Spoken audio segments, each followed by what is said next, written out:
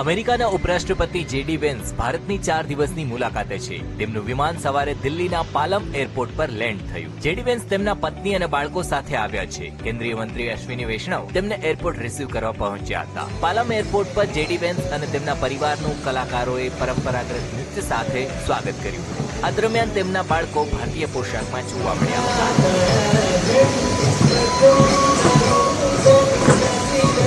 American ઉપરાષ્ટ્રપતિને airport પર guard of honour આપવામાં આવ્યું. ત્યારબાદ તેમણે અક્ષરધામની મુલાકાત લીધી.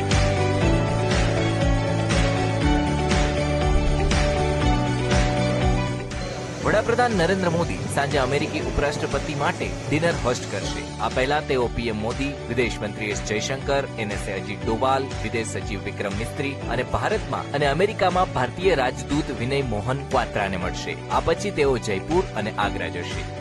યુનાઇટેડ સ્ટેટ્સના ઉપરાષ્ટ્રપતિ બન્યા પછી જેડી વેન્સની આ પ્રથમ ભારતની મુલાકાત છે, જે 2 કારણોસર મહત્વપૂર્ણ છે. પ્રથમ, દ્વિપક્ષીય વેપાર કરાર. ભારત યુએસએ 2030 સુધીમાં દ્વિપક્ષીય વેપારને $500 બિલિયન સુધી વધારવાનું લક્ષ્ય નિર્ધારિત કર્યું છે. આવી સ્થિતિમાં વેપાર, ઇમ્પોર્ટ ડ્યુટી અને નોન ટેરિફ અવરોધો ઘટાડવા પર ચર્ચા થઈ શકે છે.